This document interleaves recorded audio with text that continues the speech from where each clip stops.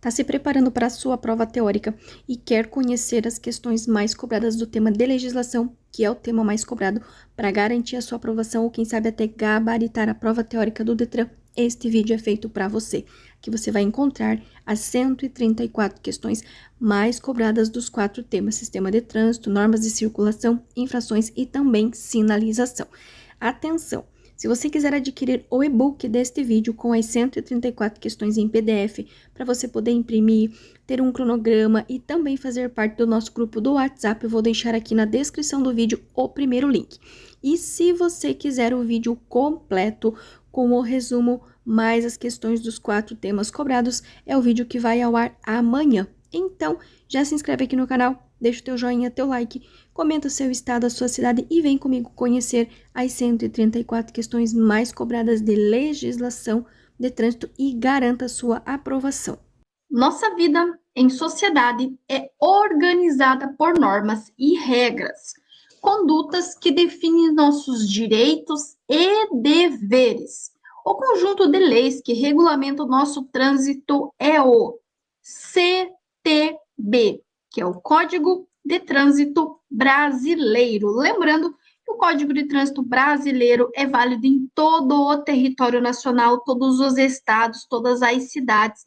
Então, independente em qual estado você esteja, sim, o conteúdo desse canal vai te ajudar a garantir a sua aprovação. Então, sempre que falar em todos os direitos, em todos os deveres que nós temos no trânsito, ele vai estar presente no CTB, que é o Código de Trânsito Brasileiro, válido em todo o território nacional. Agora ele vai começar falando para nós com relação aos recursos de multa. Então, lembre-se sempre daquela escadinha que nós vimos lá no começo do vídeo.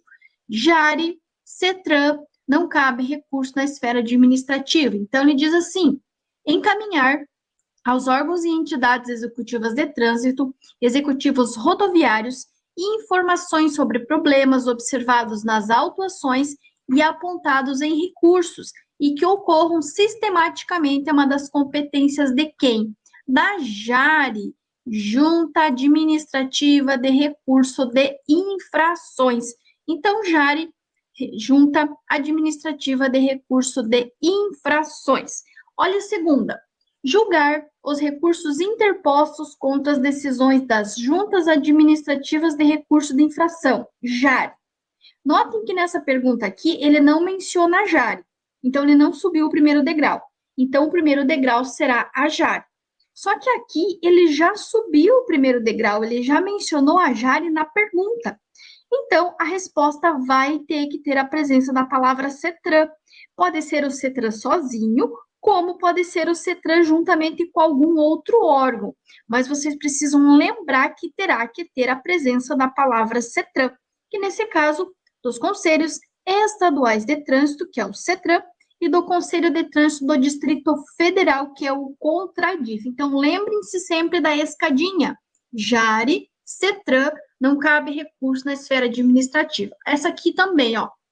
Um condutor, ao receber a notificação de uma autuação por infração de trânsito imposta por órgão municipal, apresentou defesa da autuação que não foi acolhida pela autoridade de trânsito.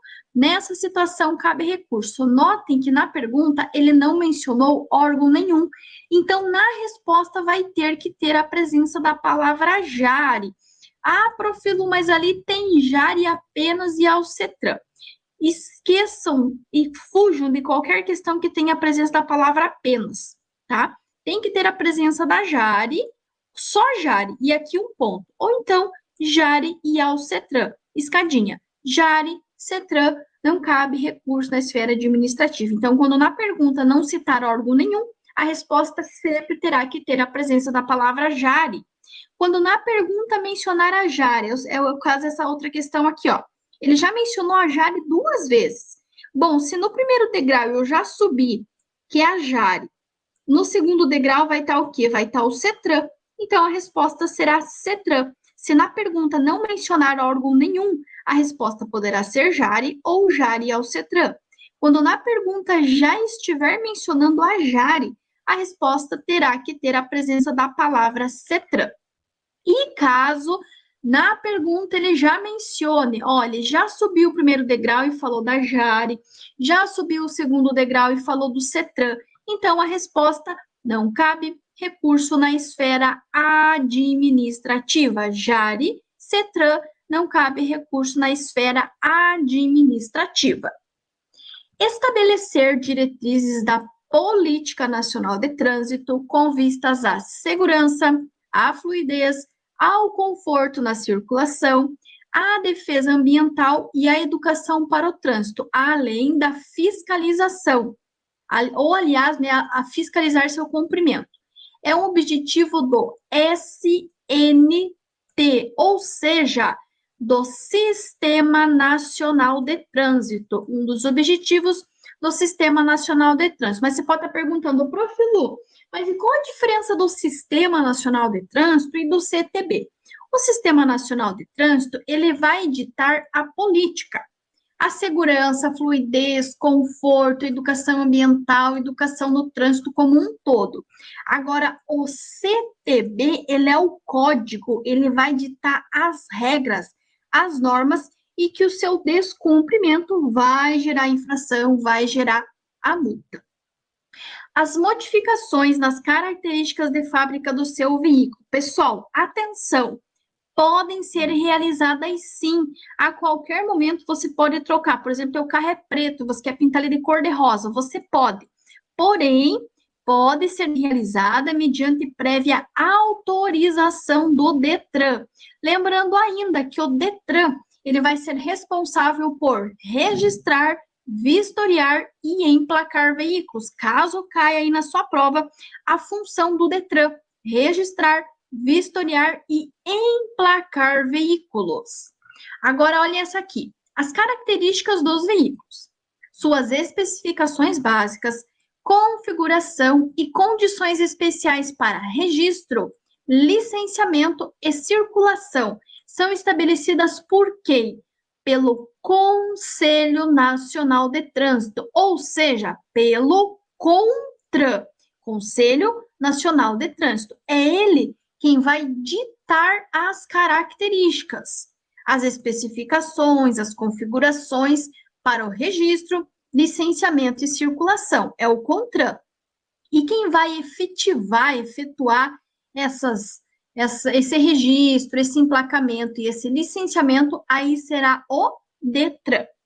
Quando nós falamos de órgãos normativos e consultivos, lembrem-se dos 3 Cs, que é o CONTRAN, o CETRAN e o CONTRADIF. 3 Cs, CONTRAN, CETRAN e CONTRADIF.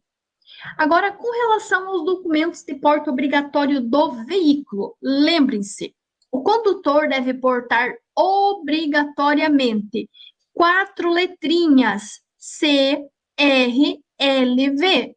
Tem que ter a presença da palavra L de Lu, L de licenciamento, certificado de registro e licenciamento de veículo apresentado somente em original ou na versão digital dentro do aplicativo da carteira de trânsito, tá? Não é print, não é foto, não é xerox, é na versão original ou então na versão digital dentro do aplicativo. Então, CRLV é o que tem 4 letrinhas, é de porte obrigatório e precisa estar atualizado.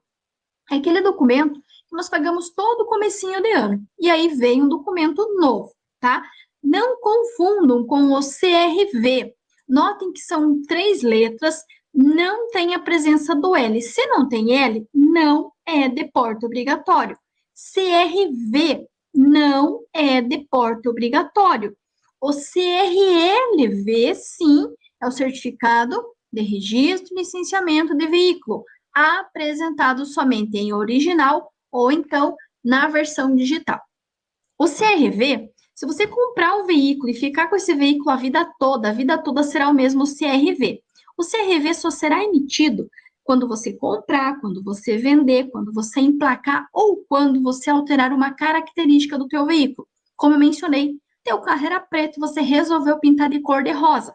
Aí vai ser emitido um novo CRV junto com o novo CRLV, colocando essa alteração de característica, tá? mas mesmo assim ele não será de porte obrigatório. De porte obrigatório é o CRLV, ou seja, o que tem 4 letrinhas. Agora, com relação à CNH e à PPD, elas também são de porte obrigatório e estão somente na versão original. Pode ser na versão física, impressa, ou na versão digital, dentro do aplicativo que vai ter o QR Code, para na hora ali da abordagem o guarda poder fazer a leitura. Não adianta tirar print, tirar foto, porque não vai resolver. Ou é a versão original, aquela impressa, ou é a versão digital dentro do aplicativo. Nesse caso, estão corretos os números romanos 1 e 2, que diz que a CNH é de porte obrigatório quando o condutor estiver na direção do veículo. E o 2, a permissão para dirigir é de porte obrigatório quando o condutor estiver na direção do veículo, de porte obrigatório e apresentada na versão original, em papel impresso, ou na versão digital. A 3 está errado porque fala que a CNH pode ser apresentada em cópia. Gente, não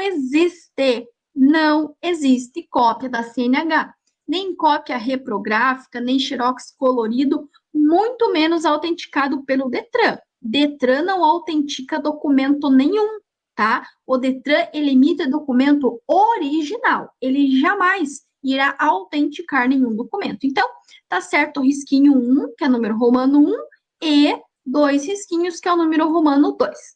Aqui, ele está te induzindo a falar da fotocópia.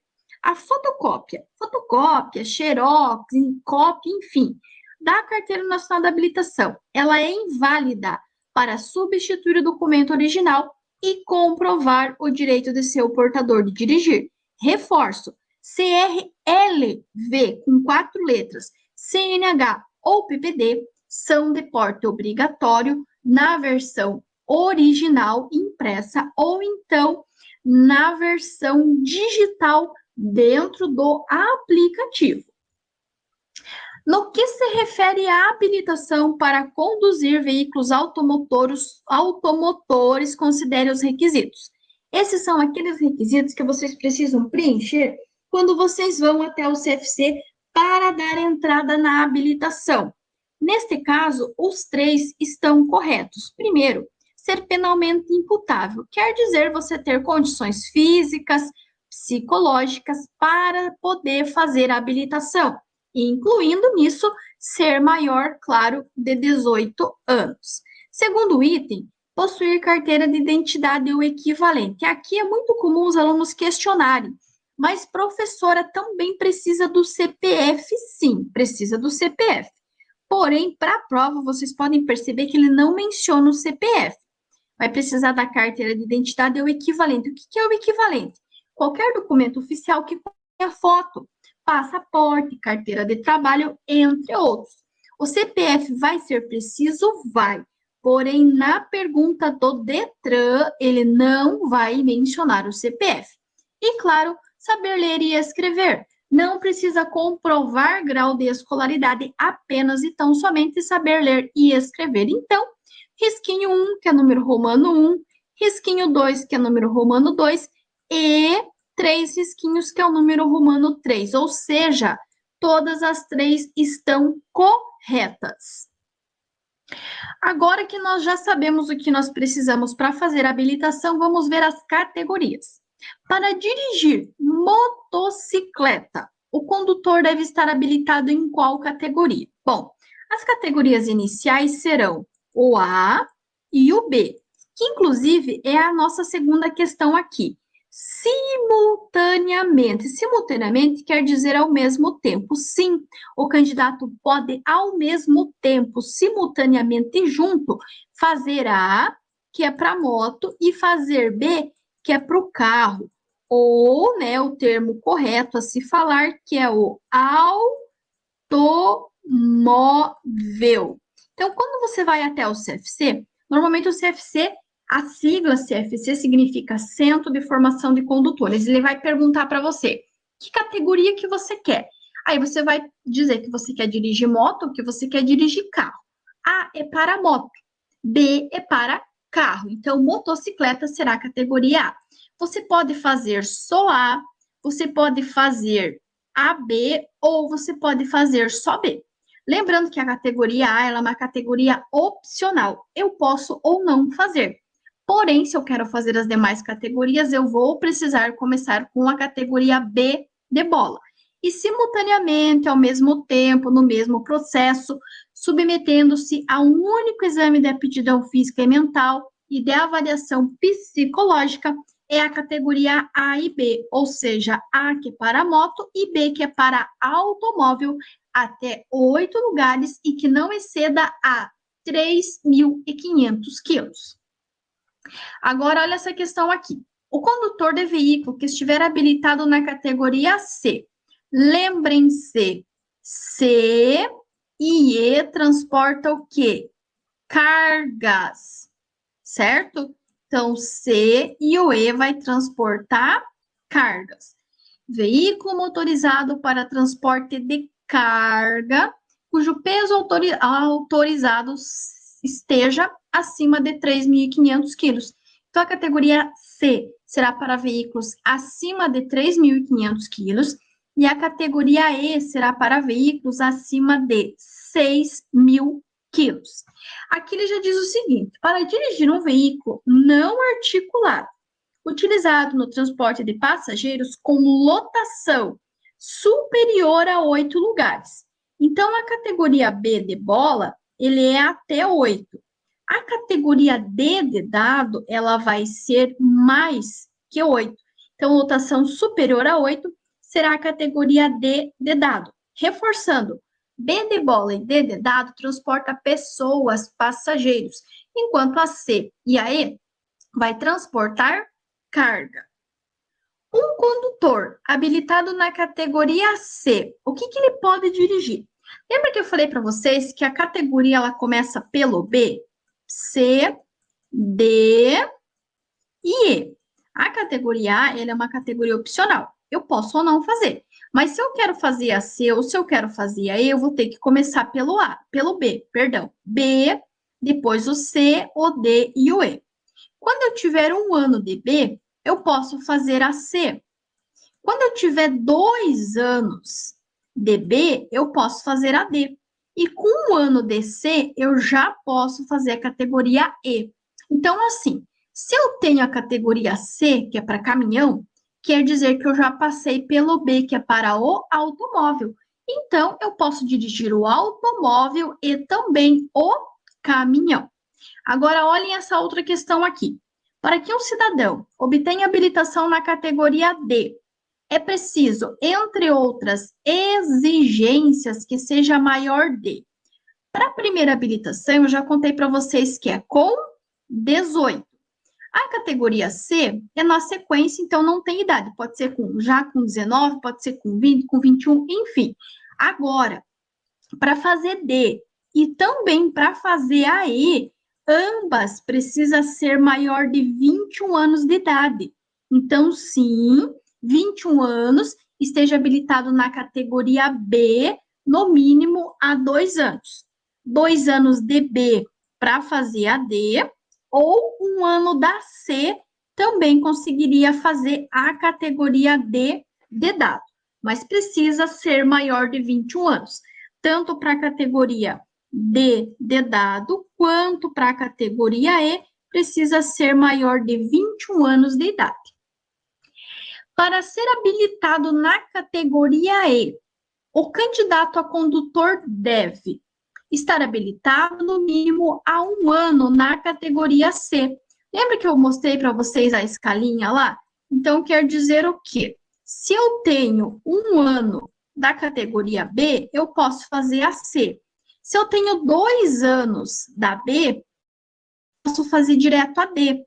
Ou se eu tenho 1 ano da C, eu posso fazer tanto a D quanto a E. Entenderam? Então, 2 anos de B eu faço D, 1 ano de B eu posso fazer a C. E não esqueçam que para D e para E eu preciso ser maior de 21 anos. Agora vamos falar de renovação. A questão diz o seguinte: um condutor de 72 anos habilitado na categoria B desde os 18. Pessoal, a categoria que ele tem não importa. Quando ele fez a habilitação, não importa. O que vai importar é a idade que ele tem no momento da renovação. Por quê? Vamos dizer que ele fez a carteira com os 18. Então, dos 18 até os 49, a renovação é de 10 em 10, certo? Para quem tem 50 até 69, é de 5 em 5.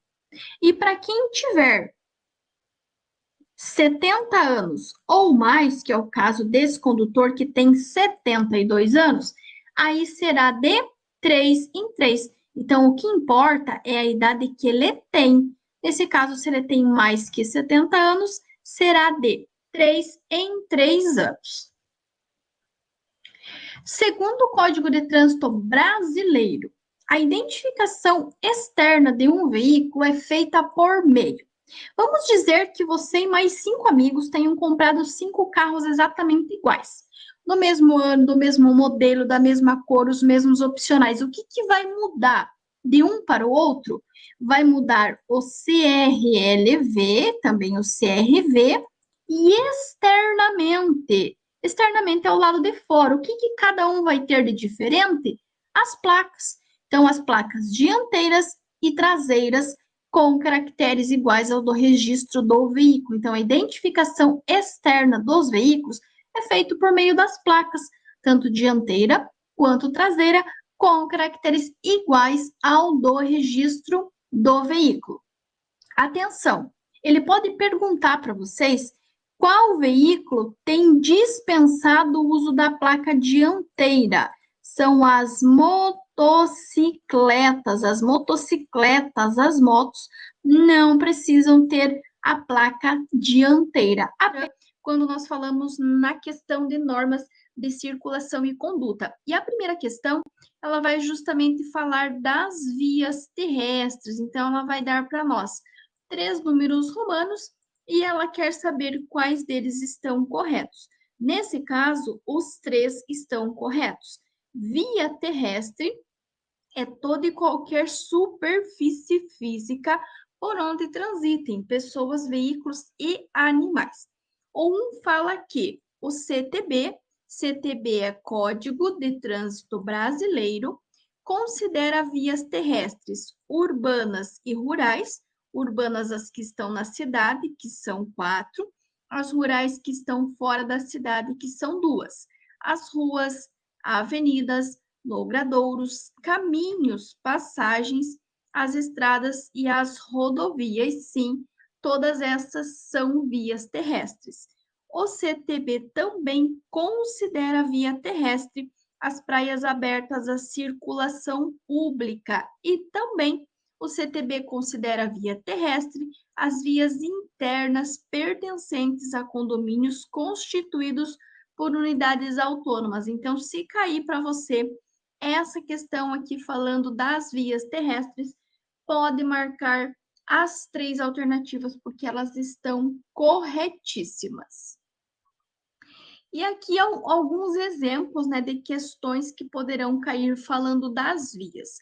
As mais cobradas são a via urbana, que é 60 km por hora, a via urbana arterial, que é 60 km por hora. Então, ele diz, em via urbana, que são as vias que estão na cidade, trânsito rápido, 80 km por hora, arterial, 60 km por hora, coletora, 40 km por hora, e local 30 km por hora, cuja velocidade máxima é de 60. Essa é a via arterial. Um condutor, ao dirigir numa via arterial, sem sinalização de regulamentação de velocidade, poderá trafegar no máximo a 60 km por hora. Fiquem atentos sempre se ele está falando no máximo, porque ele poderá também falar no mínimo, e o mínimo será sempre a metade da máxima. Então, nesse caso, a máxima na via arterial é 60, mas a mínima será a sua metade, que será 30. Em uma via urbana local, sem sinalização, o condutor poderá atingir a velocidade de 30 km por hora. Via local, 30 km por hora. Aqui tem uma figura que cai com bastante frequência e diz o seguinte: a figura abaixo representa um cruzamento semaforizado entre uma avenida, que é aqui, e uma rua, que é essa daqui. No período entre 23 e 5 horas, o semáforo funciona em amarelo intermitente para todas as aproximações.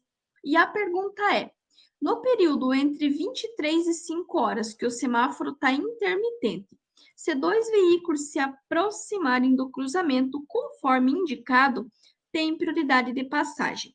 A regra é simples: cruzamento sem sinalização ou mesmo com semáforo intermitente, a preferência será sempre de quem vier pela direita do condutor. Então, ó, vocês têm o automóvel aqui.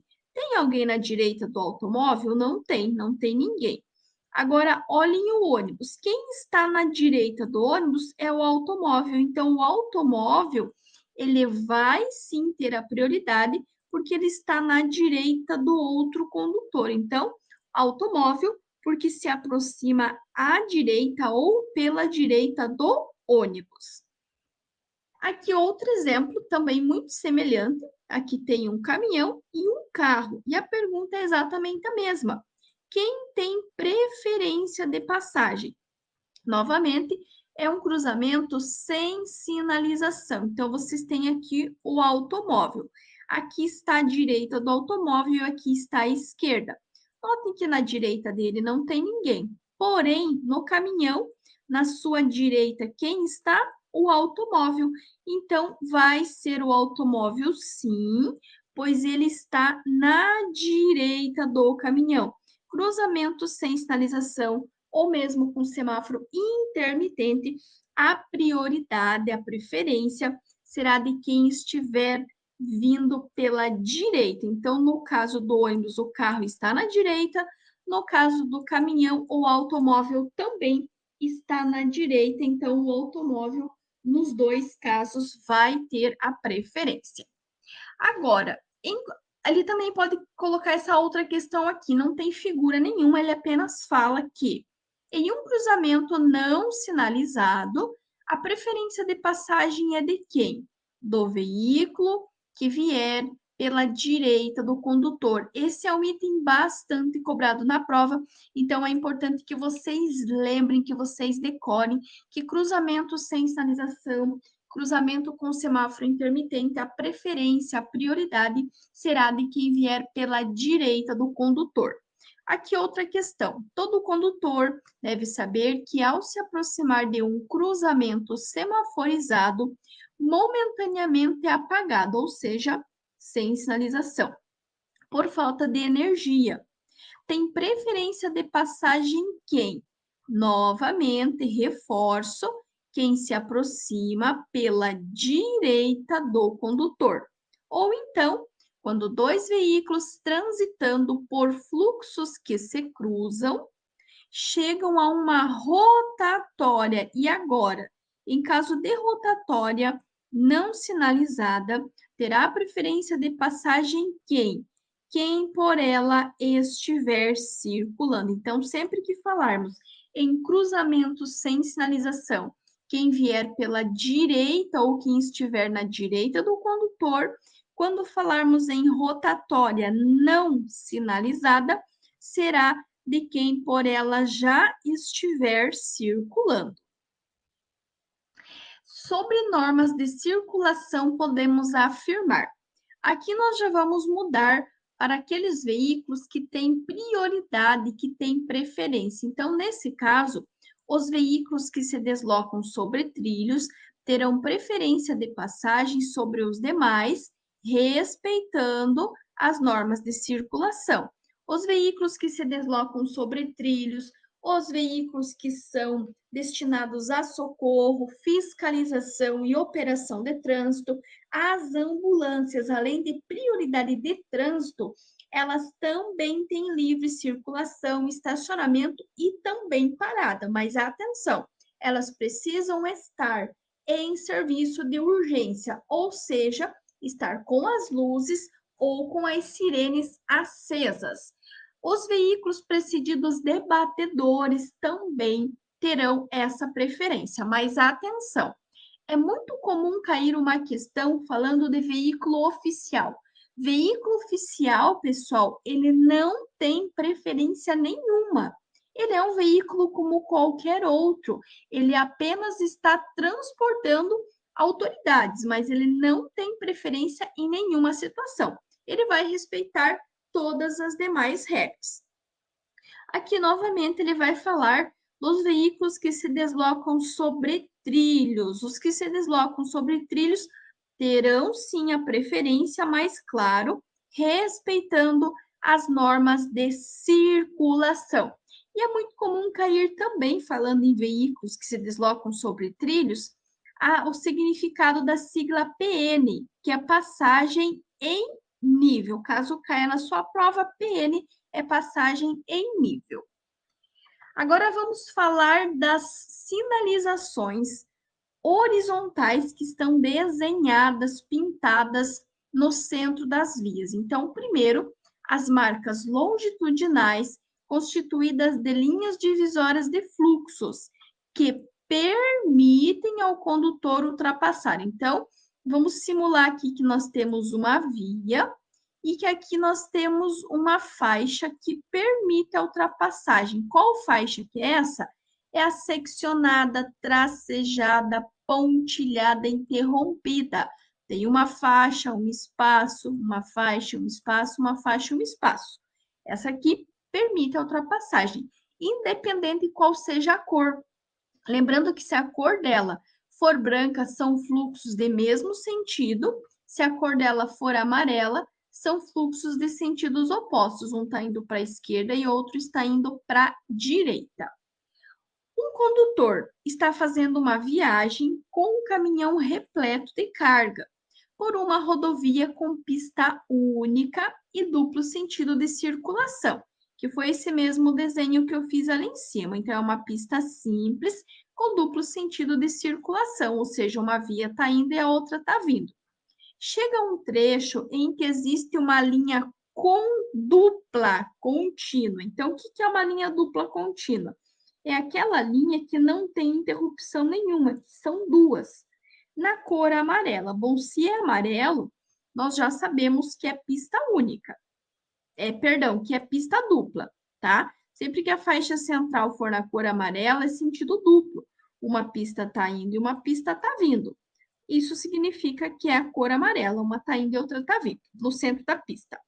Nessa situação, o condutor deve saber que, bom, se for seccionada, ela permite. Agora, se for contínua, seja dupla ou seja simples, ela vai proibir a ultrapassagem nos dois sentidos da via. A sinalização horizontal, lembrando que horizontal é tudo que está desenhado, pintado ou aposto sobre o pavimento, que indica ao condutor a proibição de estacionar. Em qual cor que ela é? Ela é na cor amarela. A cor amarela será de fluxos de sentidos opostos, proibição de estacionamento, área de conflito, que é aquele quadrado que tem no centro da via, também vai ser na cor amarela, e ela vai proibir o estacionamento.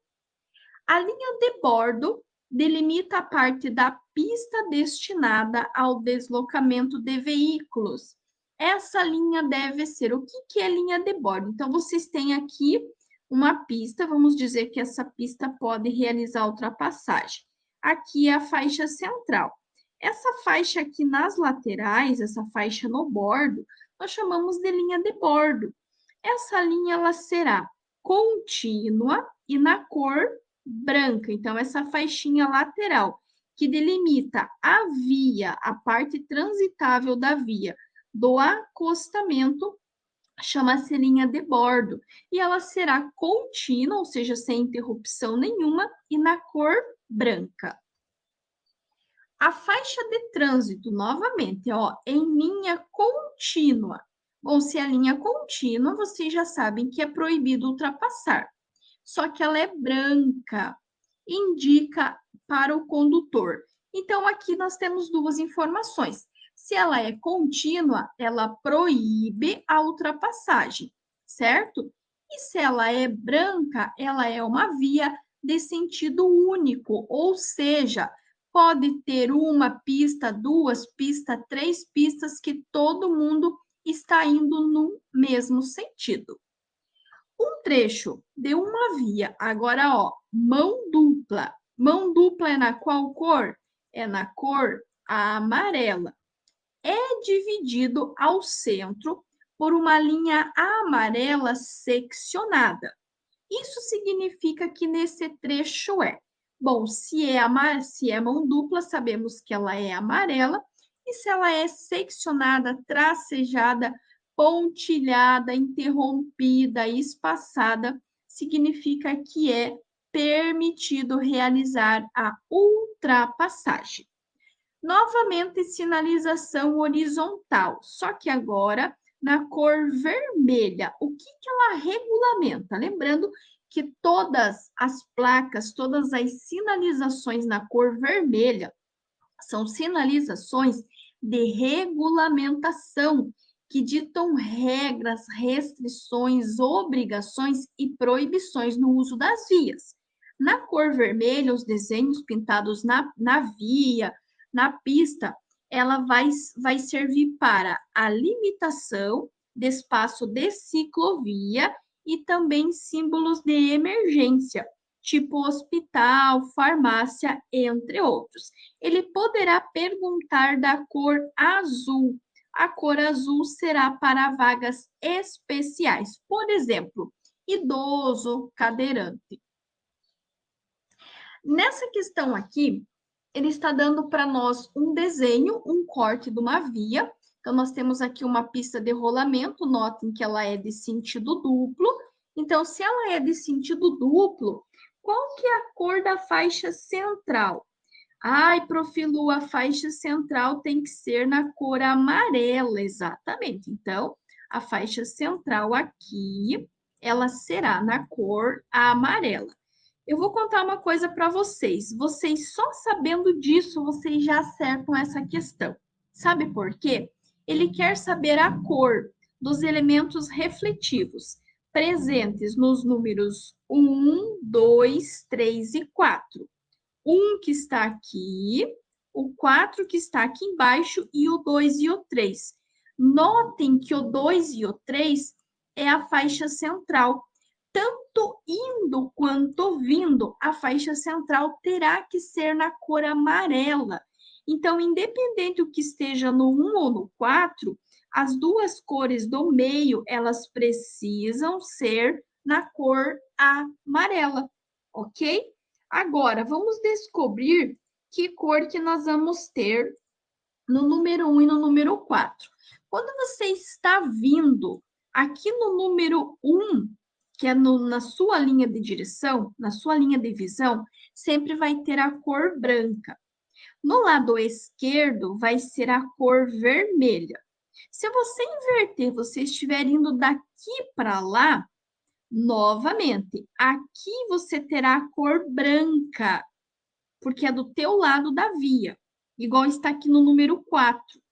Só que do outro lado da via, ele vai ter a cor vermelha, que também é uma pergunta que cai com bastante frequência. Então, ele tanto pode perguntar dos 4 números, que aí será branco, amarelo, amarelo e branco, como ele pode perguntar apenas do número 1, só que vai estar deste lado aqui e deste lado aqui, que aí será na cor vermelha. Então, nesse taxão aqui, vocês têm duas cores. Se você está indo daqui para lá, desse lado, você tem vermelho, que é a contramão, e na sua mão de direção, você vai ter a cor branca. Se você estiver vindo ao contrário daqui para cá, mesma coisa. No teu lado de direção, você vai ter a cor branca. Na contramão, você vai ter a cor vermelha. Aqui mais uma figura e diz o seguinte: a figura abaixo representa dois veículos, então veículo 1 e veículo 2. É muito comum cair essa figura com três carrinhos. Esse carrinho 2 estar aqui mais no meio e ter mais um terceiro carrinho aqui na esquina, efetuando paradas rápidas para desembarque de passageiros, num trecho de rua onde não existe sinalização de regulamentação de estacionamento. E aí ele quer saber: quem está correto desses dois veículos? Algum deles está correto? Bom, vamos analisar. O carrinho número 1, notem que a via está indo daqui para lá, ó. Só que olhem em que direção que ele está indo. Então, ele está indo na contramão. Então, esse veículo está cometendo uma infração porque ele fez uma parada rápida na contramão. O veículo 2, ele até está na mão de direção, só que ele não está respeitando a distância de 5 metros. Então, sim, ele também está cometendo infração. Ambos os veículos estão cometendo infração.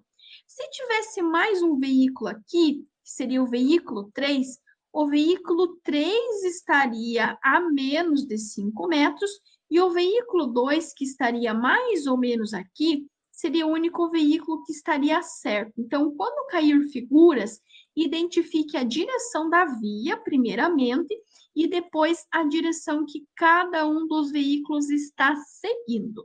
Então, nesse caso, os dois, um por estar na contramão e o outro por não estar respeitando a distância de 5 metros em relação ao bordo do alinhamento da via transversal, popularmente conhecido como esquina. A imobilização de um veículo numa via para uma operação de carga e descarga de mercadorias é considerada pelo CTB. Pessoal, prestem bem atenção nessa questão, porque em momento nenhum ele fala que é uma infração, que está parado errado. Ele está apenas contando que esse veículo vai parar na via para fazer uma operação de carga e descarga. Operação de carga e descarga vai durar minutos. Se for minutos, será sempre um estacionamento. Paradas são alguns segundos, apenas para embarque e desembarque, tá? Parada é segundos para embarque e desembarque. Já o estacionamento, ele vai durar minutos ou, quem sabe, até mais de hora. Numa via sinalizada, estando proibido o estacionamento. O que é estacionamento? É o tempo superior ao embarque e desembarque, ou seja, mais de minuto ou até horas. Porém, é permitida a parada. O que é a parada? São alguns segundos, apenas para o tempo necessário de embarque e desembarque. Aí ele quer saber o tempo da parada. Que tempo que deve ser? O tempo necessário para o embarque e desembarque de passageiros, desde que não prejudique os fluxos de veículos e pedestres. Então, parada são apenas alguns segundos, tão somente para o embarque e desembarque, e o estacionamento é mais de minutos, podendo chegar até a hora. Em vias sem ciclovia, ciclofaixa ou acostamento, aonde que o ciclista vai circular? Eles devem circular nas vias junto com os veículos motorizados. Atenção, na mesma direção, sempre com preferência, com prioridade em relação aos veículos automotores. Não havendo proibição expressa pela sinalização, os ciclistas podem circular novamente em ruas de uma forma geral, com prioridade sobre os veículos motorizados. Então, sempre que falarmos da circulação dos ciclistas na cidade, em vias urbanas dentro da cidade que não tenha ciclovia, que não tenha ciclofaixa, eles irão circular nas vias junto com os veículos motorizados, sempre no mesmo sentido desses veículos e sempre com prioridade em relação aos veículos motorizados. Aqui ele já vai falar para nós nas calçadas. Eu posso transitar com a minha bicicleta na calçada? Posso. É permitido, sim, desde que autorizado e devidamente sinalizado pelo órgão responsável. É permitido desde que autorizado e devidamente sinalizado pelo órgão responsável. Agora, aonde que as bicicletas serão proibidas? Nas rodovias, anotem aí. Bicicleta proibido, rodovia. Bicicleta proibido, rodovia. Bicicleta proibido, rodovia. Porque essa questão cai muito. E se cair para você, eu quero que você volte e me contar que caiu e que você acertou. Rodovias, salvo onde houver acostamento ou faixa de rolamento próprios. Então, sempre que falarmos nas calçadas, é permitido desde que devidamente sinalizado pelo órgão responsável, e quando nós falarmos nas rodovias, é proibido, salvo onde houver acostamento ou faixas de rolamento próprias. Ao conduzir a bicicleta pelo bordo da pista de rolamento, o ciclista deve. Esta regra é válida tanto para o ciclista quanto para o pedestre, manter-se em fila única. Pedestres e ciclistas, ao circular pela pista, têm que manter-se em fila única. E agora, quando o ciclista ele for passar por um veículo estacionado à direita da via, recomenda-se utilizar a faixa da direita, mantendo uma distância compatível e redobrando a atenção. E atenção, se você com o teu veículo for passar por um ciclista, você terá que manter a distância de 1,5 m, 1,5 metros ao passar ou ultrapassar um ciclista. E aqui ele vai falar do ciclista que está no meio da travessia da via. Quando o semáforo fica verde, o condutor do veículo deve aguardar o final da travessia. Então, o condutor vai aguardar o final da travessia e o ciclista, o pedestre, quem quer que esteja atravessando a via, vai concluir a travessia no menor tempo possível. E agora, para finalizar o nosso vídeo, vamos falar do uso da buzina. Primeiro, lembre-se que a buzina deverá sempre ser utilizada com um simples e breve toque. E é proibida a utilização entre as 22 horas e as 6, ou seja, entre 10 horas da noite e 6 horas da manhã é proibido usar buzina. Então, aqui tem número romano 1, 2 e 3. Só está correto o 2, que diz que usar a buzina entre 22 e 6 horas é uma infração. Sim, é uma infração. O 1 fala que usar a buzina prolongada e sucessivamente não é infração. É sim. Utilizar a buzina que não seja num simples e breve toque, ou seja, prolongada e sucessivamente, é sim uma infração de trânsito. E o 2 fala que usar a buzina com um simples toque breve, como advertência ao pedestre, é infração. Não é infração. A buzina poderá sim ser utilizada com um simples e breve toque para advertência ao pedestre. Não é infração nenhuma. E quero lembrá-los ainda que a buzina é um equipamento obrigatório em todos os automóveis. Então, são equipamentos obrigatórios de um automóvel: o triângulo, o encosto de cabeça e também a buzina, que deverá... Agora nós vamos para as questões mais cobradas quando nós falamos de infração. Se você chegou até aqui, você está gostando do vídeo, não esquece de deixar o teu joinha, o teu like, comentar aqui qual é o seu estado, qual é a sua cidade. Então, aqui na primeira questão, ele diz o seguinte: constitui infração de trânsito a inobservância a qualquer preceito. Quais que são esses preceitos?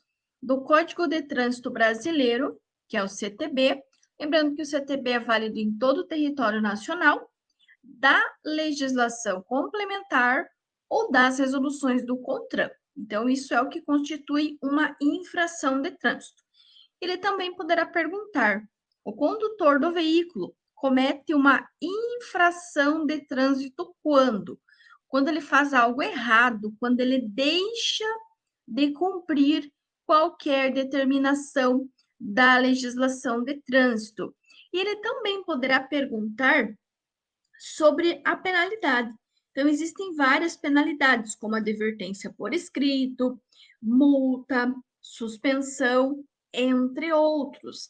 Então, a mais cobrada de todas é a advertência por escrito. Então, sempre que ele falar em penalidade, lembrem-se advertência por escrito. Penalidade, advertência por escrito. Aqui ele também vai falar de penalidade da advertência por escrito. Ela poderá ser aplicada a critério da autoridade de trânsito nas infrações de natureza, só leve ou média, tá? Falou em advertência por escrito, ou é leve ou é média, desde que o infrator não seja reincidente na mesma infração nos últimos 12 meses. Então, penalidade de advertência, ou leve ou média, desde que o condutor não seja, aliás, desde que o infrator não seja reincidente na mesma infração nos últimos 12 meses. E aqui ele também está falando de uma penalidade, tá? Então, ó, numa via arterial regulamentada com a velocidade máxima de 60 km por hora, um veículo trafega a 80 km por hora. O condutor deste veículo comete infração passível do quê? Neste caso, apenas de multa. Nós sabemos que, com relação a excesso de velocidade, existem 3 infrações. Se o condutor tiver até 20%, é uma infração de natureza média. Entre 20 e 50 é uma infração grave, com 5 pontos. E acima ou a mais de 50%, aí sim seria uma infração gravíssima, com 7 pontos, e que iria gerar a suspensão direta da habilitação. Então, como que nós iríamos fazer essa conta? Se nós vamos pegar os 60 e vamos somar aos seus 50%, ou seja, a sua metade. 60 mais 30, perdão, dá 90. Então, quer dizer que até 90 é uma infração grave, com 5 pontos, então ele estava a 80. E se ele estivesse a 91, aí seria uma infração gravíssima, com 7 pontos, e a suspensão direta da habilitação. Considere as afirmativas. Aqui, ele quer saber de crimes de trânsito. Existem 2 situações que ele pode citar: crime de trânsito e agravante de crime de trânsito. Eu gosto de deixar bem claro porque, assim, o conteúdo aqui do canal ele é usado tanto para a primeira habilitação, quanto para quem está se preparando para concurso. Então, se para você é primeira habilitação, sempre considere crime. Nem que ele coloque como agravante, sempre considere crime. Agora, se você estiver estudando para concurso, aí eu sugiro que você deixe bem separadinho o que é crime e o que é agravante de crime. Aqui eu abordo tudo como sendo crime, porque o foco principal é para a primeira habilitação. Então, aqui nós vamos ter crime aonde? Nós vamos ter no 1 e no 2. O 1 fala em afastar-se o condutor do veículo do local do acidente para fugir à responsabilidade penal ou civil que lhe possa ser atribuído. Isso sim é um crime. E também dirigir o veículo automotor em via pública sem a devida permissão para dirigir ou habilitação, ou ainda ser cassado o direito de dirigir gerando perigo de dano. Tem que estar gerando perigo de dano, tá? E não vai ser crime de trânsito estar com a habilitação vencida há mais de 30 dias, ou o veículo não estar devidamente licenciado, ou apenas aparecer, né, estar com a habilitação vencida. A habilitação vencida, seja CNH ou PPD, seja 30 dias ou mais, tá? Não é crime, bem como o veículo não estar devidamente licenciado não será crime. Lembrando ainda que sim, o condutor pode dirigir até 30 dias com a habilitação vencida, que ele não estará configurando infração. Agora, dirigir há mais de 30 dias com a habilitação vencida é uma infração, mas não é um crime. Aqui, novamente, ó, ele vai falar das penalidades dos crimes de trânsito que poderão ser agravados. Como eu mencionei, se for primeira habilitação, considera tudo como crime de trânsito. Se você estiver estudando para concurso, aí é interessante você deixar separadinho o que é um e o que é outro. Mesma coisa, 3 números romanos. No 1, ele fala sem possuir a CNH, que com certeza é um crime de trânsito. E no 3, sobre a faixa destinada a pedestres, que com certeza é um crime de trânsito. No 2, ele vai falar sem o veículo estar devidamente licenciado, que neste caso não é um crime, é infração, mas não é crime. Nesta outra questão aqui, ele já fala do proprietário de um veículo que resolve ensinar o filho de 16 anos a dirigir. Primeiro, que não se pode dirigir com 16. Para fazer a primeira habilitação, precisa ter 18 anos completos. Então, aqui nós já temos o primeiro erro. Após 6 meses de lições teóricas e práticas, aqui nós temos o segundo erro, porque o proprietário, ele não pode do nada resolver ensinar alguém a dirigir. Para poder ensinar alguém a dirigir, corretamente falando, essa pessoa teria que passar por um CFC. Dentro do CFC vão ter profissionais cadastrados que fizeram o curso, que estão ali certificados para poder realizar tanto essas lições teóricas quanto práticas, tá? Entendendo que o filho está apto a dirigir, permite que ele dirija pelas ruas.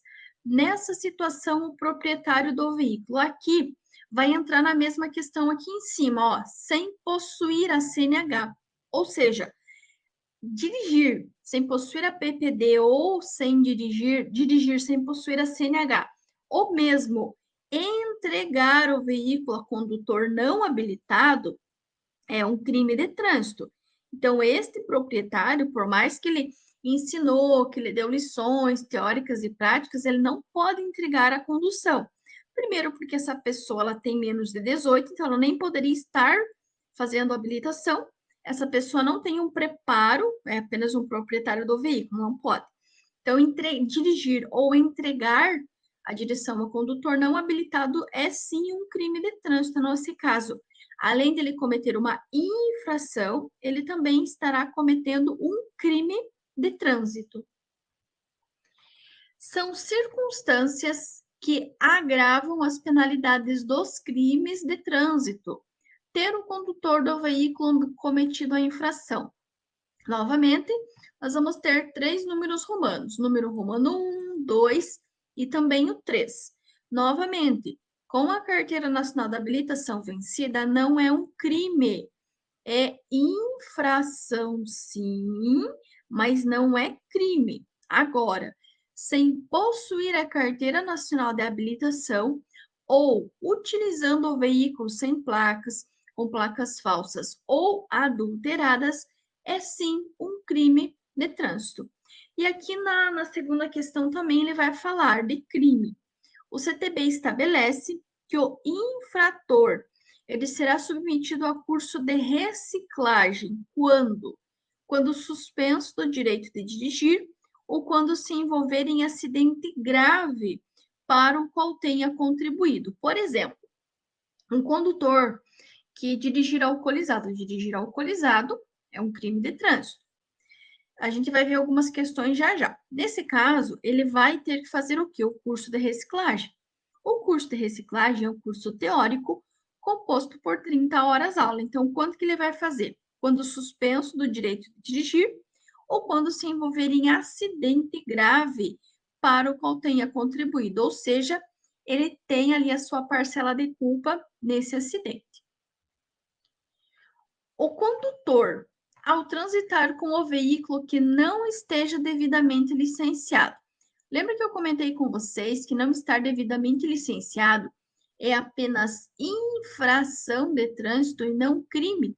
Então, sempre que falar no veículo que não está devidamente licenciado, ou a habilitação que está vencida, ou que está vencida há mais de 30 dias, é apenas então somente infração, não vai configurar crime. Aqui uma questão falando de pontuação. Então, ele diz o seguinte: 3 motoristas cometeram nos últimos 12 meses as seguintes infrações. Aqui entra aquela questão que vocês precisam saber a pontuação. Se vocês não souberem a pontuação, vocês não irão conseguir acertar essa questão. Então, ó, o motorista 1, ele tem uma infração leve. Qual que é a pontuação da infração leve? 3. Tem uma média, que a pontuação é 4, e uma gravíssima, que é 7. 3 mais 4 mais 7 é igual a 14. O segundo motorista, ele tem 2 infrações graves. Cada infração grave é 5, então 5 mais 5, nós já temos aqui 10 pontos. E mais uma infração média, que é 4 pontos. Então, 5 mais 5 mais 4, nós vamos ter também um total de 14 pontos. E o terceiro motorista tem 2 infrações médias, então vai ser 3 mais 3, que vai dar 6, e 2 leves. Opa, perdão. Aqui é 4 mais 4, que vai dar 8. E 2 leves, que é 3. 3 mais 3, que vai dar 6. 6 com 8 vai dar 14. Então, também nós vamos ter 14 pontos. Então, neste caso, os 3 motoristas, respectivamente, ou seja, na ordem, motorista 1, motorista 2 e motorista 3, cometeram, respectivamente, ou seja, nesta ordem, 14, 14 e 14. Então, lembrem-se, gravíssima 7, grave 5, média 4, leve 3. Gravíssima 7, grave 5, média 4, leve 3. São considerados crimes de trânsito previstos no artigo 19 do CTB, que é o Código de Trânsito Brasileiro, válido em todo o território nacional. Neste caso, dirigir sem possuir habilitação, gerando perigo de dano. Lembrando, ela estar vencida é infração. Agora, não ter, não possuir, não passou pelo processo, aí sim é um crime. E dirigir o veículo automotor com a capacidade psicomotora alterada em razão da influência de álcool. Sim, temos aqui 2 crimes.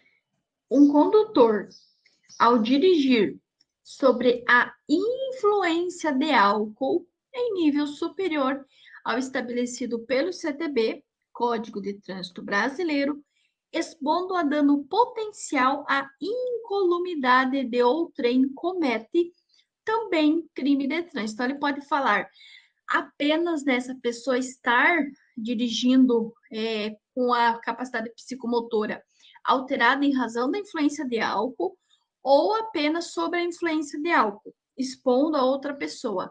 Ou seja, falou em dirigir alcoolizado, ele vai ser considerado um crime de trânsito. E ele também pode colocar esta outra questão. De acordo com o Código de Trânsito Brasileiro, que é o CTB, em seu artigo 306, é considerado crime de trânsito conduzir veículo automotor na via pública, estando com concentração de álcool por litro de sangue igual ou superior a 6 decigramas. Então, se ele falar na quantidade, 6 decigramas. Então, dirigir alcoolizado, crime de trânsito, 6 decigramas. Dirigir alcoolizado, crime de trânsito, 6 decigramas, que aí fica fácil para vocês acertar, para vocês lembrar, caso caia essa questão. A penalidade, nós acabamos de ver, né, que a penalidade de advertência por escrito poderá ser aplicada nas infrações de natureza leve ou média, desde que o infrator não seja reincidente na mesma infração nos últimos 12 meses. Agora, duas infrações leves que caem bastante. Primeiro, Dirigir sem atenção ou sem os cuidados indispensáveis à segurança do trânsito é uma infração de natureza leve e é considerada infração leve com 3 pontos na Carteira Nacional de Habilitação quando o condutor parar o veículo afastado da guia da calçada, ou seja, do meio-fio, de 50 centímetros a 1 metro. Então, de 50 centímetros a 1 metro, vai ser considerada uma infração leve com 3 pontos na habilitação.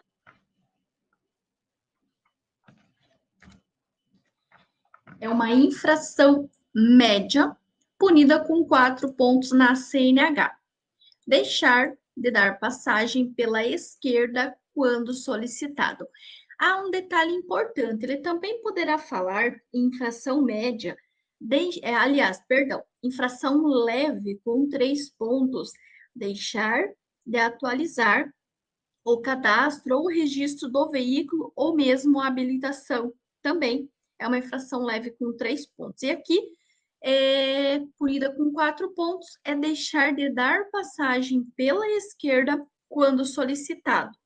Outra infração média com 4 pontos e multa, deixar de remover o veículo em acidentes sem vítima, cuidem que ele está deixando claro que é sem vítima, para não atrapalhar o trânsito, é considerado uma infração média, com multa média 4 pontos e multa.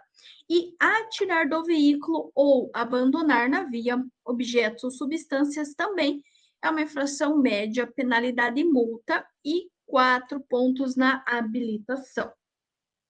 Usar o veículo para arremessar sobre os pedestres ou veículos água ou detritos, infração média também com 4 pontos.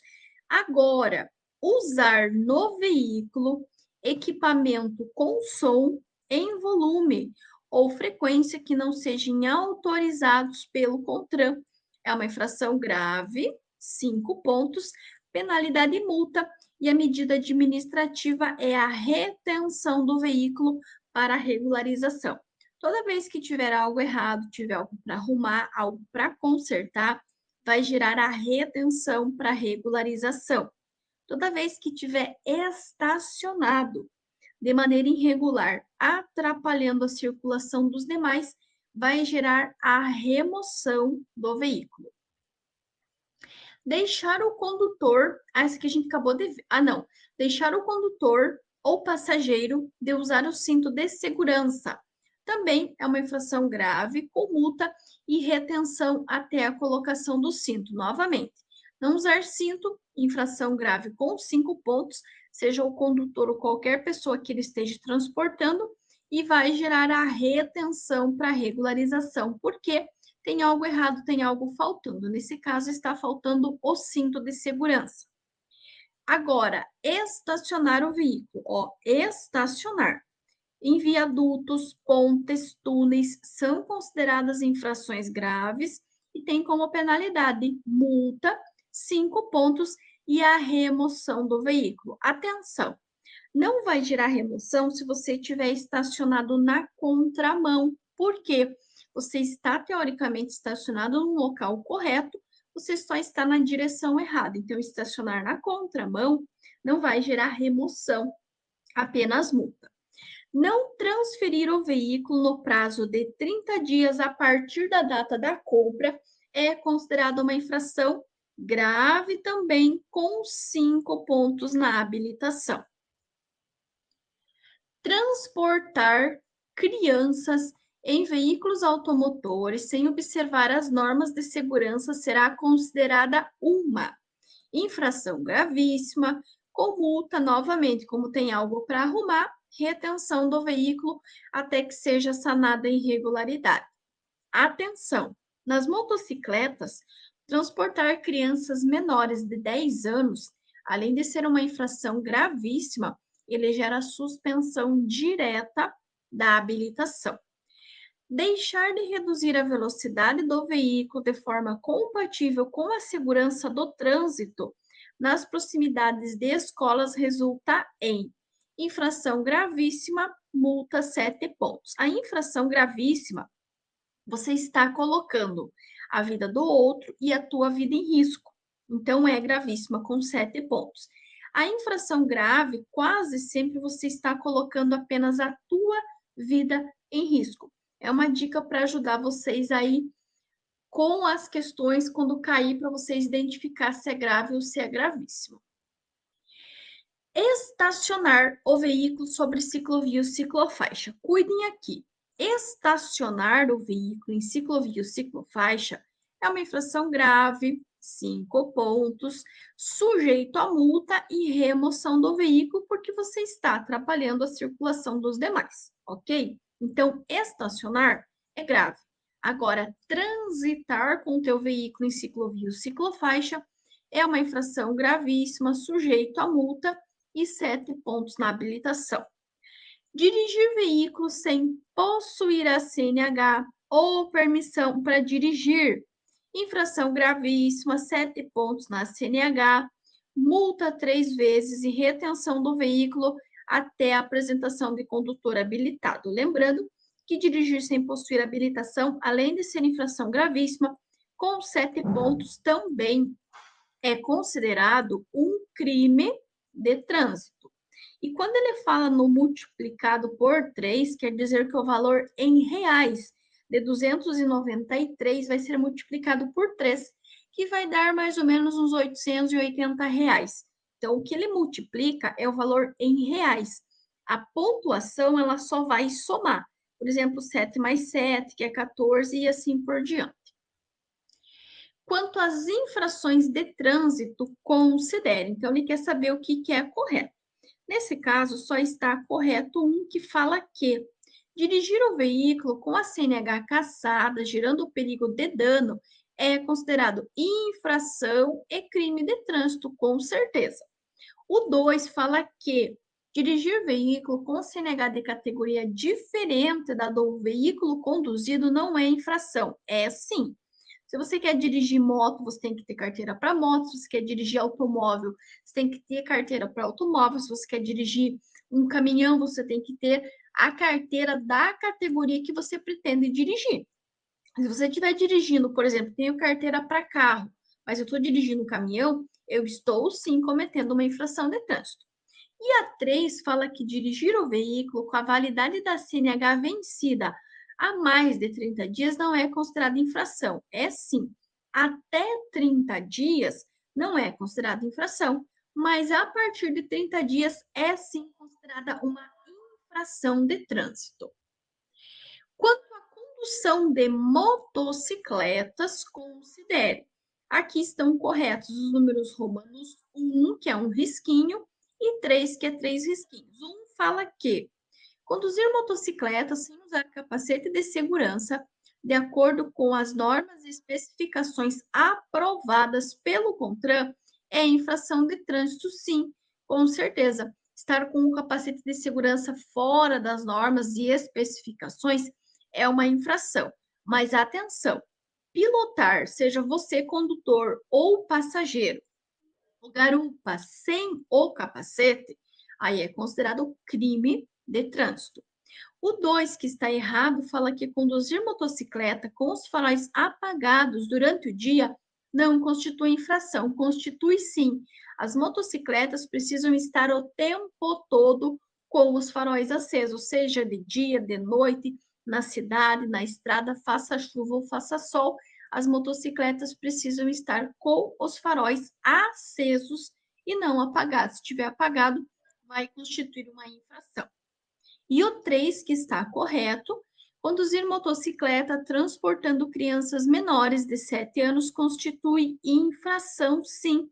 Além de infração, também é um crime de trânsito transportar na motocicleta crianças menores de 10 anos de idade. Então, estão corretas nesse caso 1 e 3. Então, agora nós vamos ver as questões relacionadas à sinalização, relacionada a placas, tanto a sinalização vertical quanto a horizontal, mais cobrada na prova teórica do Detran. Eu fiz uma compilação e deu 46 questões que são muito cobradas. Então, para o vídeo não ficar muito extenso, eu vou postar a metade delas hoje e o restante no vídeo da manhã. Então, se você não é inscrito, já se inscreve, já ativa o sininho para você receber a notificação do vídeo da manhã, para não ficar muito extenso esse vídeo aqui. Então, ficou esse vídeo com o resumo que nós acabamos de fazer, algumas questões e o restante das questões no vídeo de amanhã, às 18. Os sinais de trânsito previstos na legislação de trânsito são... Aqui ele está mencionando a classificação. Então, eles serão verticais, horizontais, dispositivos de sinalização auxiliar, luminosos, sonoros e gestos. Verticais são todas as placas, horizontais são todos os desenhos pintados ou apostos no pavimento, a sinalização auxiliar, os luminosos, que são os semáforos, os sonoros, que podem ser tanto a buzina dos veículos, como também a sinalização do agente de trânsito, os silvos, e também os gestos, tanto dos agentes de trânsito quanto dos outros condutores. Os dispositivos de sinalização são os cones, tambores, entre outros. A segunda questão diz o seguinte: quanto à sua função, notem bem, ele quer saber a função, para que serve a sinalização vertical. Ela compõe-se dos seguintes tipos. Então, com relação à função, nós vamos ter placas vermelhas, placas amarelas, placas verdes, placas azuis, mas vai ter uma composição. Por exemplo, a de regulamentação são todas as placas vermelhas que ditam regras, restrições, obrigações e proibições. E o desrespeito gera multa, gera infração. As de advertência, que advertem sobre situações potencialmente perigosas, indicando a sua natureza, são as placas amarelas. E as placas de indicação, que são as coloridas, as verdes, azuis, brancas e também na cor marrom. A sinalização semafórica, agora estamos falando do semáforo, é composta por dois grupos. Quais que são esses dois grupos? São os de regulamentação e de advertência. Por quê? A regulamentação é quando ele fica vermelho e diz para você que você tem que parar. Ele está te dando uma ordem, você tem que parar. E de advertência, ele está advertindo, olha, atenção, porque o semáforo vai fechar. Lembrando que ele tem três cores, tem o vermelho, o amarelo e também o verde. Mas a composição dele, o vermelho que entra na regulamentação, que é o mesmo das placas, e o amarelo que é o de advertência.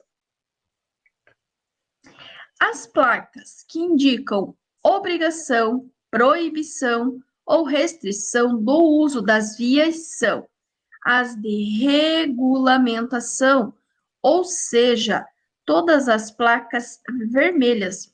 As placas vermelhas, elas vão ditar obrigação, proibição ou restrição no uso das vias. A placa que avisa o condutor do veículo da existência potencial de perigo, indicando a sua natureza, são as placas de advertência, são todas as placas amarelas, elas indicam situações futuras. E as placas com finalidades de fornecer aos condutores informações úteis ao seu deslocamento são indicação e orientação, indicando o lugar que você está, indicando quilometragem, entre outras indicações. Tem por finalidade informar aos usuários as condições, proibições, obrigações ou restrições no uso das vias. Suas mensagens são imperativas e o desrespeito a elas constitui infração. Ele está falando da sinalização de regulamentação, que é a mesma dessa aqui, ó. As placas que indicam obrigação, proibição ou restrição. Só que ele continua. Além de restrição, ele ainda complementa que as suas mensagens são imperativas e o desrespeito a elas constitui infração. Sinalização de regulamentação. E lembra que eu falei para vocês que o desrespeito à sinalização de regulamentação constitui infração? exatamente a outra questão. Constitui infração de trânsito o desrespeito às placas de regulamentação. Então, se você desrespeitar a placa vermelha, por exemplo, de velocidade ou de estacionamento ou algo assim, você poderá sim receber uma infração, poderá sim ser multado. A sinalização de indicação tem por finalidade. Notem bem, se ela é uma placa de indicação, ela vai indicar, ela vai identificar as vias, os destinos, os percursos, as distâncias, serviços auxiliares e também a educação dos usuários. Agora, tem a função de educar os usuários da via quanto ao seu comportamento adequado e seguro no trânsito. Podem conter mensagens que reforcem as normas gerais de circulação e conduta. Olhem bem, se a função dela é educar, são as placas educativas. E aqui ele dá um exemplo. A mensagem respeite a sinalização está inscrita nas placas educativas. Por quê?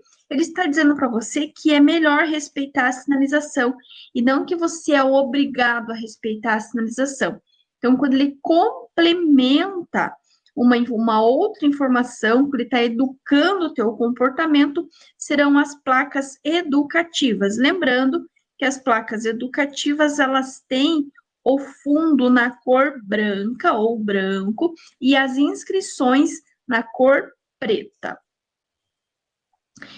À esquerda estão descritas as cores dos fundos das placas. Então, aqui tem marrom, branca, amarela e laranja. E à direita, os tipos de placa.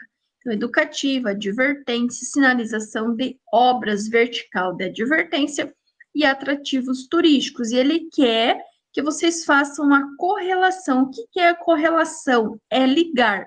Por exemplo, aqui, a cor marrom, ela é de atrativos turísticos. Então, número romano 1 está no número 4.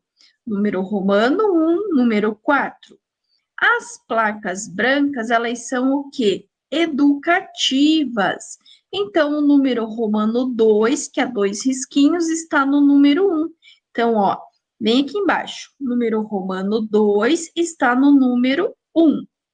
As amarelas são de advertência. Então, o número romano 3 está no número 2. Então, ó, número romano 3, número 2. E a laranja, ela é a sinalização de obras vertical, ou seja, todas as placas de obras, elas são placas de advertência também, mas elas vão receber a cor diferente, que vai ser na cor laranja. Elas também são da advertência, mas elas são na cor laranja para alertar que existem obras. Então, o número romano 4, que é representado por um risquinho e pela letra V, está no número 3. Então, essa é a correta correlação. Segundo suas funções, as placas abaixo, pela ordem, são classificadas nos seguintes tipos. Prestem bem atenção. Ele não está perguntando o significado dessa placa ou dessa ou dessa. Aqui seria proibido parar e estacionar. Aqui ele estaria regulamentando a velocidade máxima de 80 km por hora. E aqui ele estaria proibindo o trânsito de bicicletas. Mas ele não está perguntando o significado. Ele quer saber a função. Seja qual for a função, as três funções terão que ser iguais, porque elas têm a mesma cor, ou seja, regulamentação, regulamentação e regulamentação. Outro exemplo de placa, indique a placa de regulamentação, que significa proibido estacionar.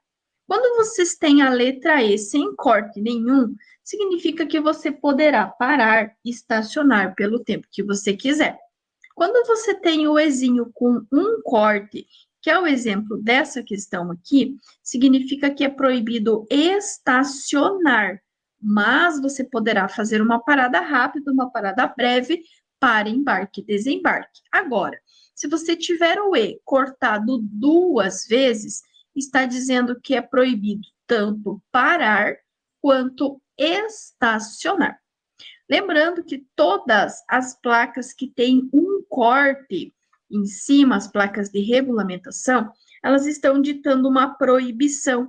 Então, fica muito fácil, quando cair essas placas, que tiver esse cortezinho, já identifique que é proibição.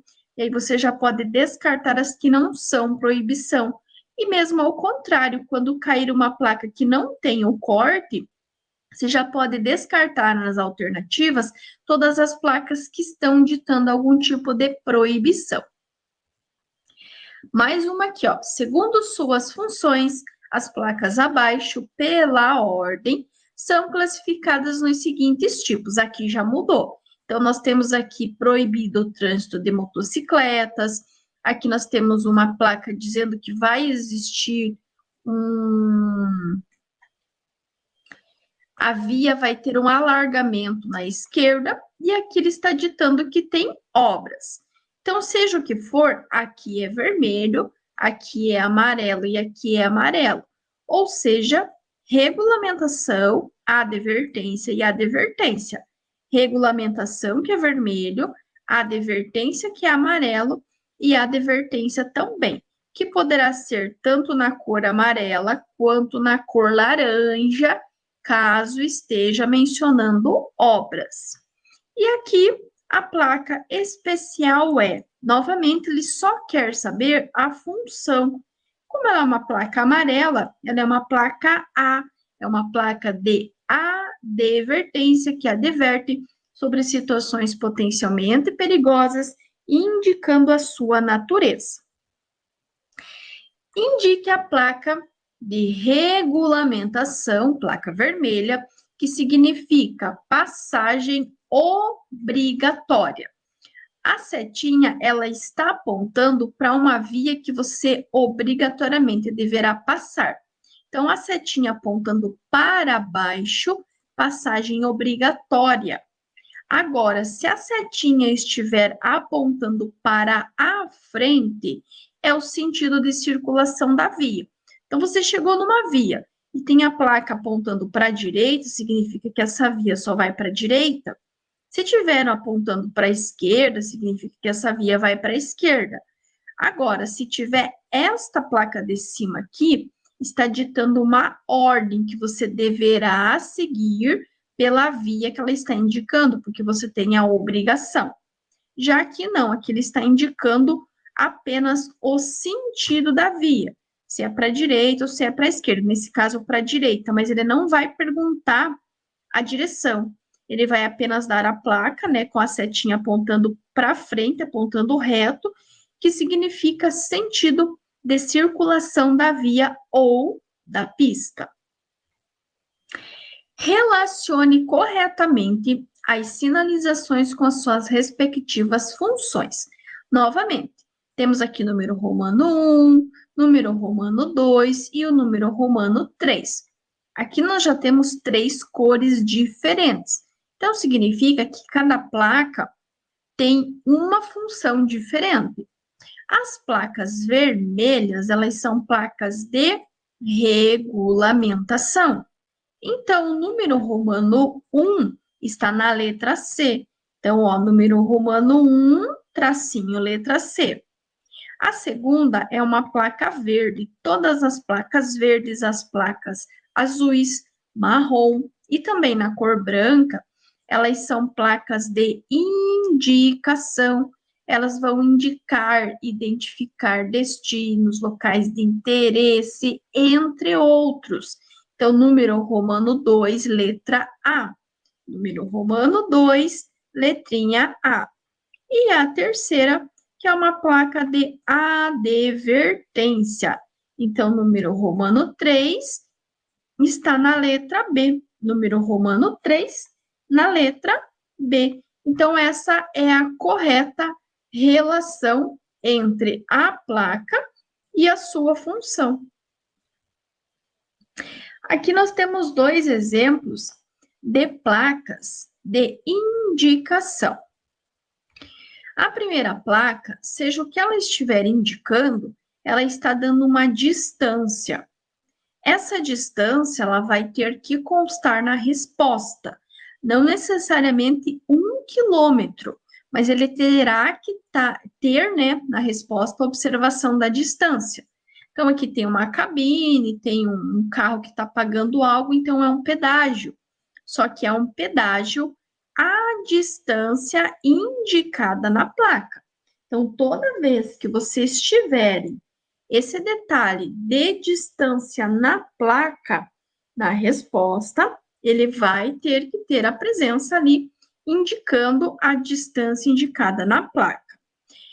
A segunda placa, nós temos o quê? Nós temos uma barraca. Onde que nós temos geralmente a barraca? Em local onde existem camping, então é permitido para campismo. Esta outra questão também está sendo bem cobrada. Tem duas questões muito parecidas. Nessa aqui, ele está dando para vocês os semáforos para regulamentação de fluxo de veículos. São compostos por 3 indicações luminosas dispostas verticalmente, que é o que está em pé, e horizontalmente, que é o que está deitado, conforme indicado abaixo. Nessa questão, ele quer saber aonde que está a cor vermelha. A cor vermelha sempre estará no número 1 e sempre estará no número 4.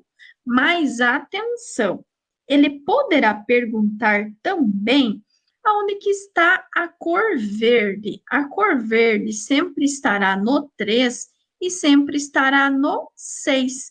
O amarelo eu nunca vi perguntar, mas na dúvida vai estar no 2 e vai estar no 5. Então, vocês podem anotar aí na apostila de vocês, lá na página onde tem o semáforo, e colocar lá no semáforo de pé, ou seja, no vertical.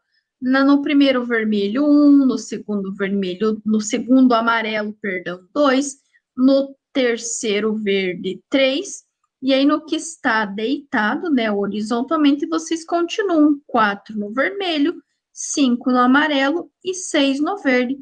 Que aí, se perguntar da cor vermelha, vocês irão lembrar que vai estar no 1 e no 4.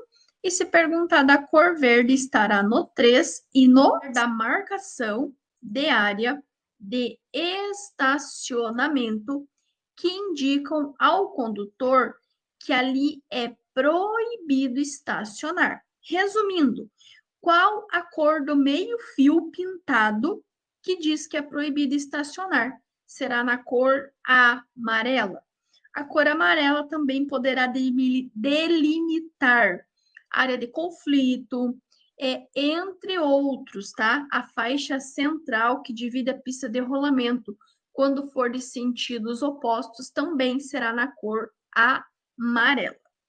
A segunda, ele fala que as cores que são utilizadas nas placas de obras relativas à sinalização vertical de advertência são: a sinalização de obras, elas são sinalizações de advertência, mas elas vão receber uma cor especial, que é laranja e preta, ou também poderá ser laranja e branco.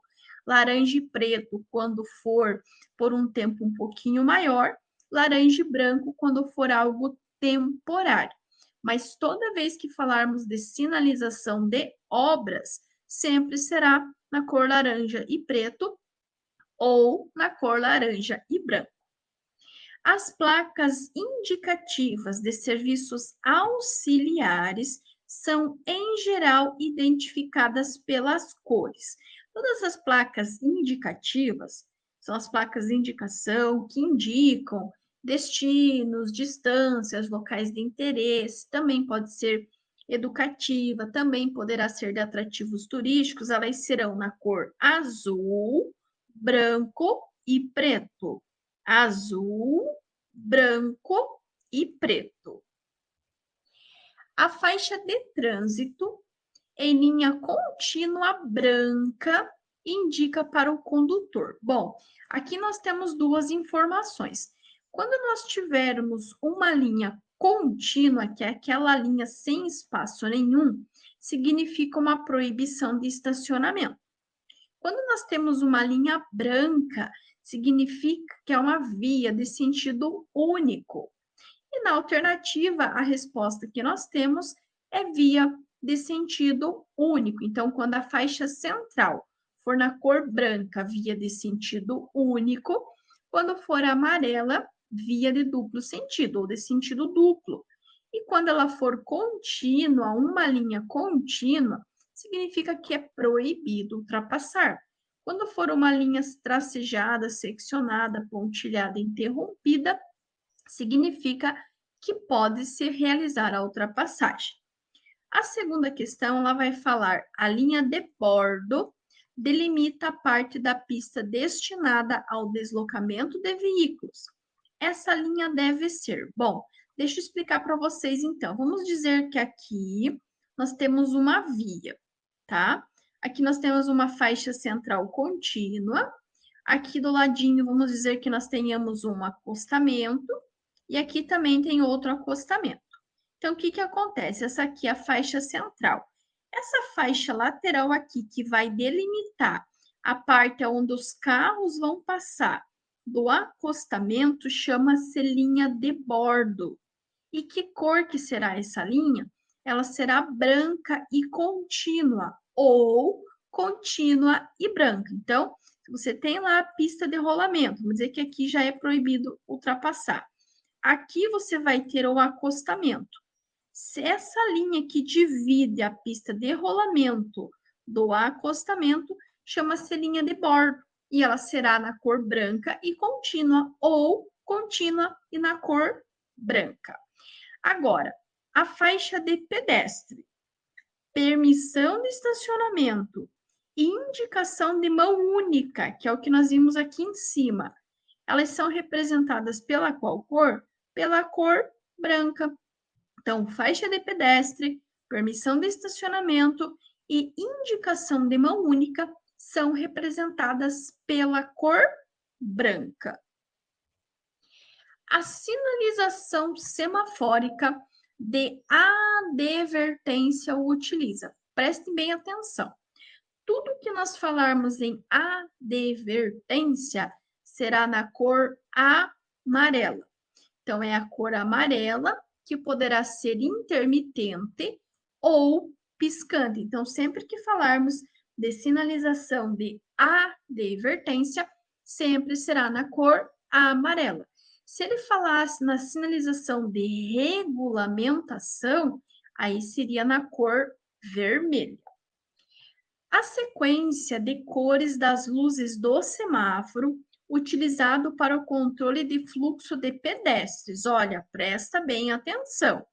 Fluxo de pedestres tem diferença? Tem.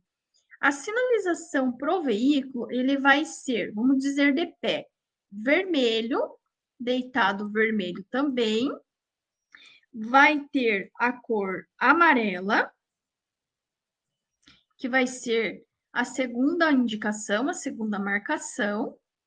E também ele vai ter a cor verde, certo? Vai ter a cor verde. Isso aqui é o do veículo. Agora, pro pedestre, atenção, pro pedestre não tem a cor amarela. Ele vai ser vermelha, verde e vermelho intermitente. Semáforo para pedestre não tem a cor vermelha. Ele, aliás, não tem a cor amarela.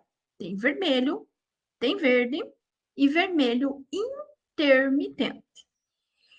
Cones, tambores e elementos luminosos são dispositivos de uso temporário. O que é cone? Cone é aquele assim.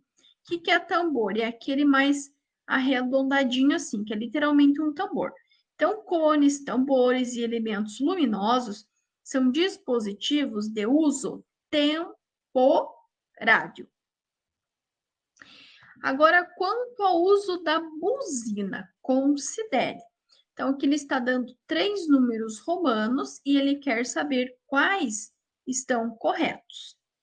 O 1 fala que usar a buzina prolongada e sucessivamente não é infração. É sim. A buzina será usada com um simples toque breve. Então, é infração, sim. O 2 fala que usar a buzina entre 22 e 6 horas é infração, sim. Utilizar a buzina entre 22 e 6 horas da manhã é considerado infração, ou ainda onde tiver a plaquinha da cornetinha cortada. E o 3 fala que usar a buzina com um simples toque breve, como advertência ao pedestre, é infração, não é. A buzina poderá sim ser usada com um toque breve ou com um simples toque breve para alertar, para advertir o pedestre, sim. Então, a única correta é a 2, que fala que usar a buzina entre 22 e 6 horas é uma infração. E a segunda questão fala que o condutor, ele pode acionar a buzina como advertência ao pedestre ou a condutores de outros veículos com. Aqui ele quer saber a maneira. Então, será com um simples toque breve. Aqui tem 2 dispositivos que caem com bastante frequência. O primeiro diz o seguinte: as placas a seguir ilustradas, quando colocadas junto a obstáculos tais como pilares de viadutos, narizes de bifurcação, etc., são dispositivos de sinalização de alerta tipo marcador. Ele vai dar assim mesmo, tá? Em preto e branco, vai contar que é preto e amarelo, e ele é um dispositivo ou um marcador de perigo. Por quê? Vamos dizer aqui que nós temos uma via e que aqui tem uma ponte, tem um viaduto que está passando por cima dela. E aqui tem um pilar. Antes desse pilar vai ser colocado esse marcador aqui para alertar do perigo de você sair da via e acabar batendo aqui nesse pilar. Então, se cair essa questão aqui, dessa plaquinha preto e branco, eles são marcadores de perigo. Esse outro aqui, ele já está contando que são marcadores de alinhamento. Se eles são marcadores de alinhamento, eles são utilizados para quê? Para alertar o condutor quando houver alteração do alinhamento horizontal da via. Por exemplo, você está seguindo aqui e de repente tem uma curva. Nessa curva aqui, um pouquinho antes dela, vai ter essas plaquinhas aqui indicando que a via ela vai mudar o alinhamento dela, principalmente quando for à noite, que a visibilidade é prejudicada. E às vezes, quando for uma curva muito perigosa, ele ainda poderá ter a marcação lá 5, 4, 3, 2 e 1. Então, ele vai estar próximo a curvas, indicando, né, alertando o condutor quando houver a alteração do alinhamento horizontal da via.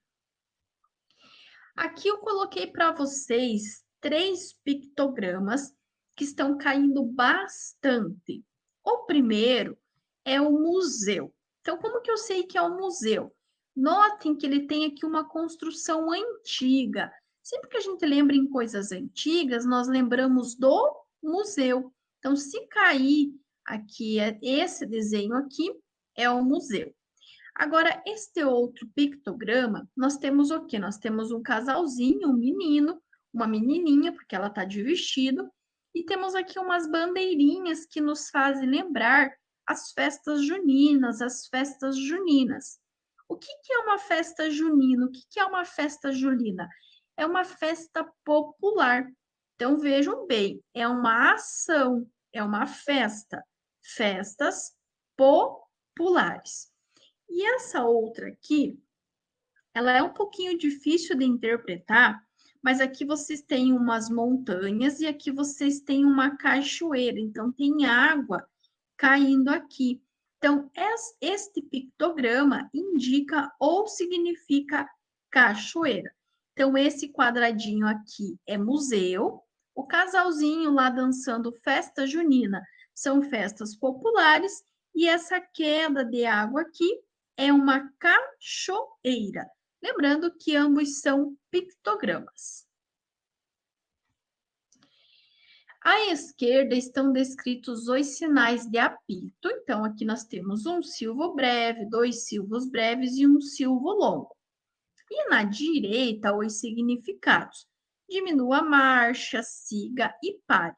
E ele quer que vocês façam a correlação. O que é a correlação? É ligar os pontos.